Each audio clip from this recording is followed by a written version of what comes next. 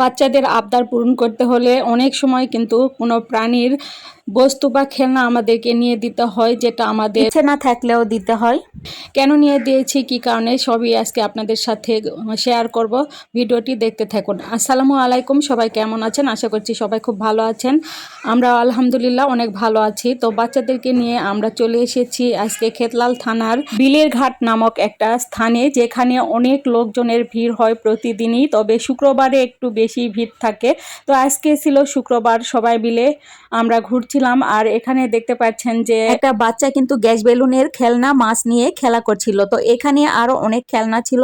আমার বাচ্চাও কিন্তু বায়না ধরেছিল যে গ্যাস বেলুনের খেলনা নিবে। তো বাধ্য হয়ে ছোট বাচ্চার আবদার তো মানতেই হয়, এ কারণেই কিন্তু আমরাও গ্যাস বেলুনের খেলনা কিনে দিয়েছিলাম। যারা ছোট বাচ্চার বাবা মা আসলে তারাই বুঝতে পারবেন যে বাচ্চাদেরকে এইসব খেলনা কিনে দেওয়ার ইচ্ছে না থাকলেও কিন্তু বাধ্য হয়ে দিতেই হয়। তো যেহেতু এটা গ্যাস বেলুনের, কিছুক্ষণ পরই এটার হাওয়া বেরিয়ে যাবে, খেলনাটা নষ্ট হয়ে যাবে আর খেলতে পারবে না, তখন ফেলে দিলেই হবে। সে কারণেই আসলে মূলত নিয়েছি।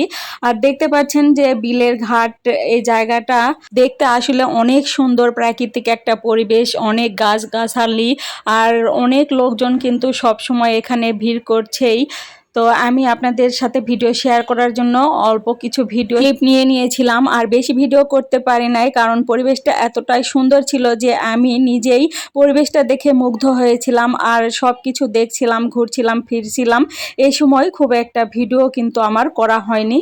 তো যাই হোক, যেটুকু ভিডিও করেছি সেটুকুই আপনাদের সাথে শেয়ার করলাম। এরকম গ্রামীণ পরিবেশ কার কার ভালো লাগে অবশ্যই কমেন্ট করে জানাবেন। আর জয়পুরহাট খেতলাল থানা থেকে যদি কেউ দেখে থাকেন ভিডিওটা, তাহলে অবশ্যই কমেন্ট করে জানাবেন।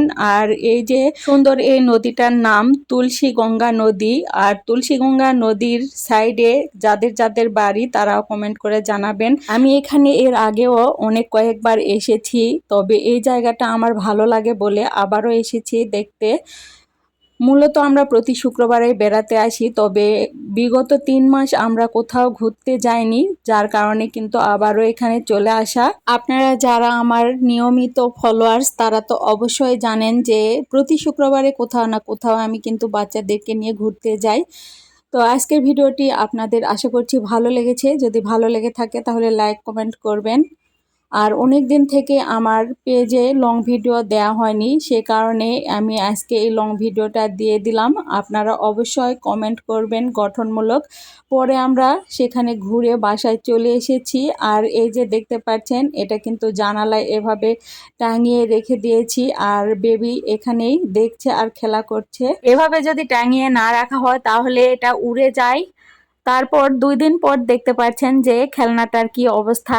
এগুলো আসলে কয়েকদিন পরই এরকম হয়ে যায়, তো এই কারণেই নিয়ে দিয়েছিলাম। তো সবাই ভালো থাকবেন। আল্লাহ হাফেজ।